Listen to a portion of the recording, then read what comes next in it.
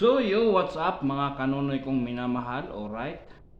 Yan, magandang umaga sa mga subscribers ko, viewers ko, magandang umaga sa inyong lahat. At sa mga silent viewers ko dyan, magandang umaga.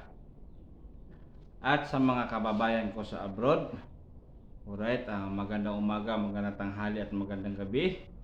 Yan, sana lahat tayo ay nasa mabuting kalagayan sa araw at gabi, no? Alright mga kanonoy, for today's vlog, ayan, mayroon lang akong ipapaliwanag at sasagutin ko yung tanong, no, sa mga nagtatanong sa akin din. Yan, bago natin umpisahan ang lahat, ayan, shout out pala sa mga subscribers ko na nakaalala sa akin.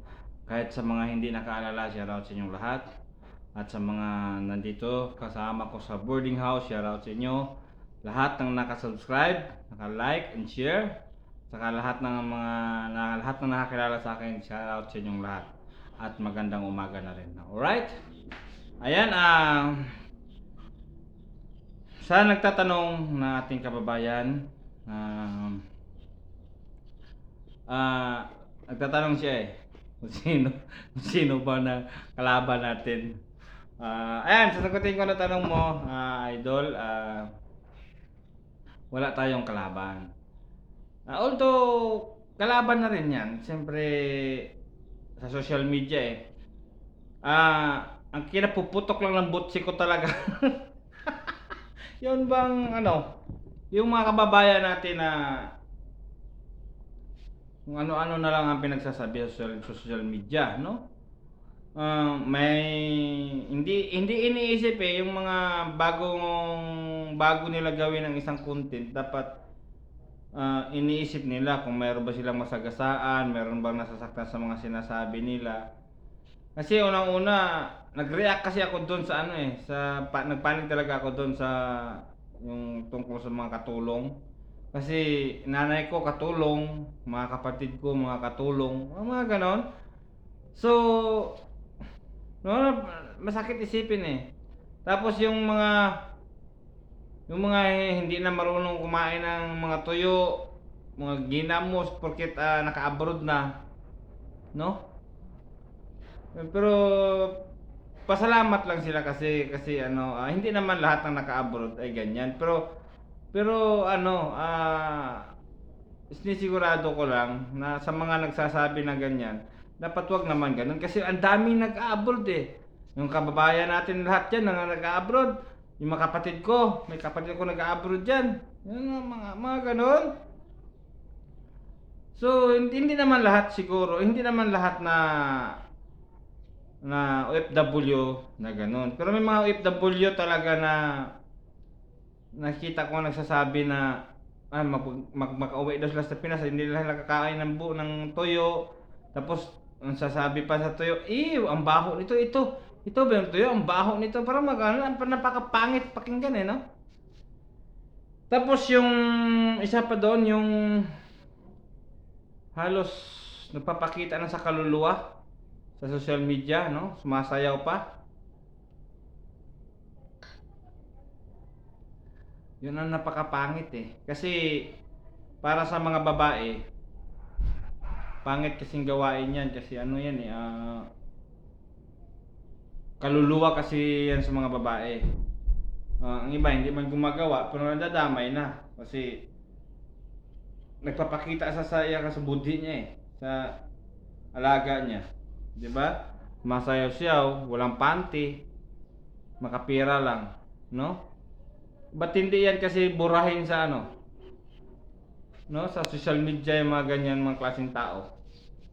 Kasi hindi naman kawawa ang mga malalaki diyan kasi Kaya sa nagtatanong sa mga nagtatanong na sinong kalaban ko, yun sila ang mga kalaban ko.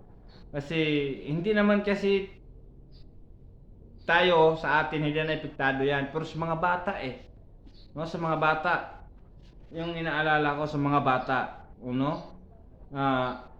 impluwensyahan yan sa mga bata, diyan nag-uumpisang isip sa mga bata, kasi ang mga bata ngayon marunong na, mas matalino pa.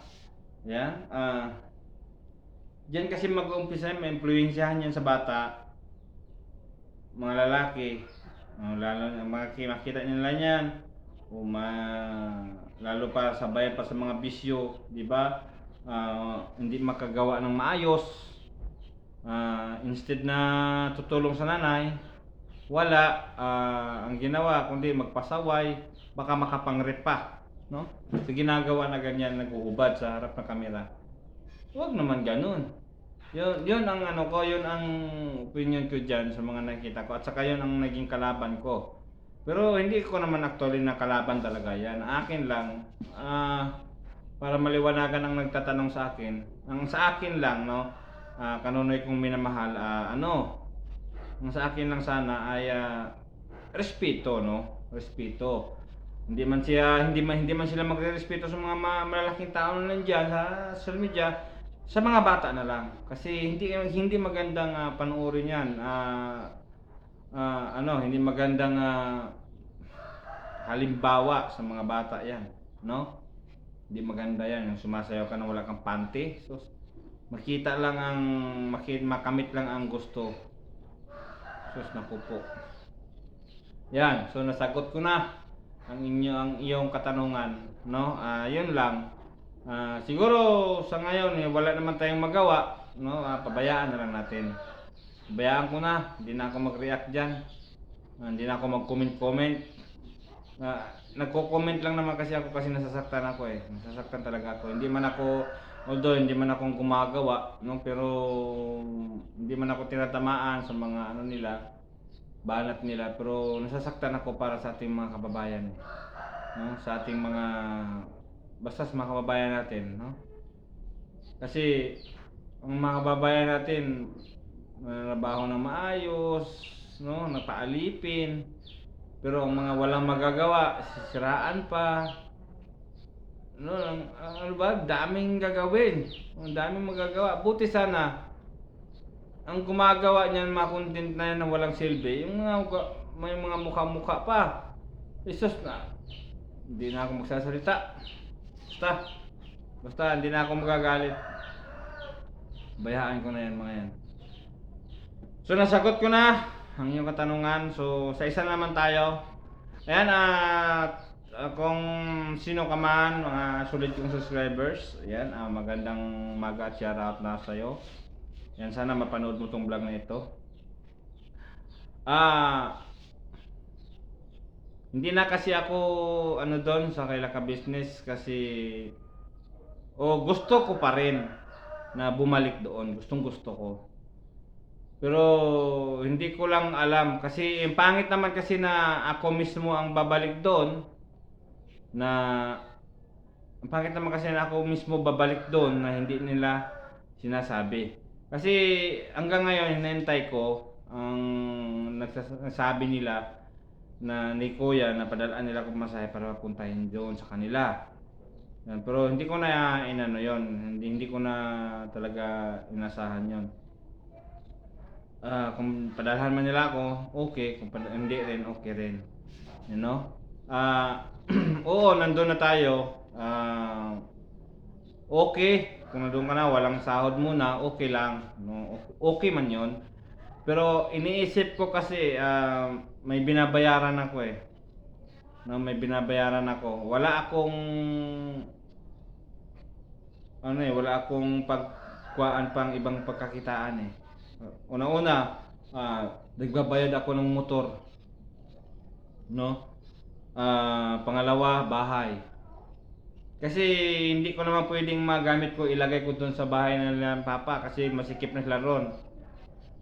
Kaya nga ako nangupahan dahil masikip na sila ron. No, hindi ko kaya na ilagay doon. Sobrang sikip na. Tapos okay naman doon. Pero ang problema yun nga, ang bayaran natin. Ang bayaran ko, siyempre magbabayad ka ng motor. Okay lang kung sabihin nila walang sahod, paano? Wala kang kita. Oo, nandoon na tayo, libre naman lahat eh. Walang gagastusin doon. Wala kang gagastusin. Wala kang gagastusin, pero yung bayad natin sa motor, bayad natin sa bahay. 'Di ba?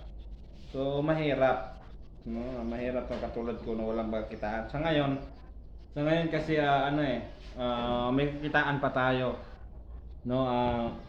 Naglalako tayo kahit paano. May pangtustos tayo sa pangbayad ng bahay at saka sa motor. No, siguro i-try ko lang na tawag-tawagan sila baka naman mapansin nila ako ulit, no? So salamat sa Diyos kung mapansin nila ako. Pero kung hindi naman ay mahiya kasi ako pumunta ron ako mismo. Baka sabihin nila dito na to galing, bumabalik pa di ba? Hindi naman natin alam ang isip ng tao, pero advanced thinking na lang tayo. No, advance na lang tayo kasi mahirap na no? At saka alam ko sila ni Kuya hindi naman magsasabi ng ganyan kasi mababait naman sila.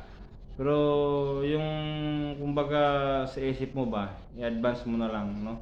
Ang mga mangyayari, no? Ayan, pwede para sa akin okay lang na walang sahod muna, no? Pero kung wala sana tayong bayaran, okay lang. Pero dahil may bayaran tayo, so kasi ang motor isang buwan lang hindi mabayaran, balda na, no? Tatawagan ka na, 2 buwan hindi ka mabayaran, wala na, embargo na, no? Ito, hindi lang ang motor, pati bahay, di ba? Kailangan upahan ko tong bahay, babayaran ko pa rin ito hanggat nandito ako. Kahit wala na ako, upahan ko pa rin to dahil ang mga gamit ko dito ko nilagay, no? Ayan, so sa ngayon, waiting pa rin naman tayo. Hindi naman ako nagwala ng pag-asa Ayan, hindi ako nagwala ng pag-asa. Ganun pa rin, naghantay pa rin. Pero naghanap buhay ako, no? Naghanap buhay ako dahil siyempre kailangan natin income araw-araw. No, hindi man ganun kalaki pero mas kailangan magbala tayo ng buto para naman sa ating sarili, no? Sa ating pangbabayad. Ayan, so yan nasagot ko na ang iyong tanong sa akin, yung suggestion. So siguro mas maganda tol kung mag-suggest ka na lang ng kung ano pang pwede natin gawin na makapira tayo, no? Nang ganun. Kasi ako naman nag-try naman kasi ako na nag-comment sila nagka-business. Kahit nga i-message ko sila, hindi sila nagre-reply. Tawagan ko sila kahit ang mga kagwang tawagan ko ay hindi na sumasagot. No, wala tayong magawa. Ganoon. Pero ganun pa man, malay mo, baka isang araw darating na magsabi na sila sa akin. Pero go lang tayo, no. Ayan, so nasagot ko na ang inyong mga katanungan sa akin. Alright, so sa ngayon ay mapapahinga muna tayo dahil kailangan natin mag-relax dahil nagising tayo kanina ay 2 AM, 1 AM. 12 pa lang nagising na tayo pero hindi lang tayo kumilos, nakahiga lang tayo pero hindi lang tayo makatulog. Bago tayo umalis dito sa bahay, 1 AM at nakaalis tayo doon sa bakery ay 2:30 AM. Alright, so ang tulog natin ay kulang. So matutulog na ako mamaya ulit para ka-recover. Kasi mamayang hapon ay magtitinda na naman ako. Sana muli maubos ang ating paninda. Kasi kanina umaga naubos naman. Pero yun nga lang, medyo lugi pero okay lang. At least naubos kasi kaysa ibalik ko pa, no? Medyo lugi lang kasi instead na 6.20, tinudok ko na ng 7.20 kasi para pakonsuelo rin, no? 7.20 pakonsuelo. Pero hindi naman lagi araw-araw ganun mga ano lang yan, kumbaga paaman ba. Sa mga humihingi ng paaman, bigyan ko isa, pero sa mga hindi naman humihingi, hindi ko na rin binibigyan. Alright, so yan. So hanggang dito na lang. Bago ko makalimutan ang lahat, ako po ay naglalambing na sana patuloy niyong i-like and share ang ating mga videos para patuloy na usad ating munting YouTube channel. Yan, naglalambing po ako sa inyo. Tsaka sa mga bago lang sa aking channel, huwag nyo nang kalimutan mag-subscribe at pindutin ang notification bell para updated kayo sa aking mga videong darating. Alright, so hanggang dito na lang. I love you all. Never say goodbye. Tomorrow is another day. Bira, banat, lipat.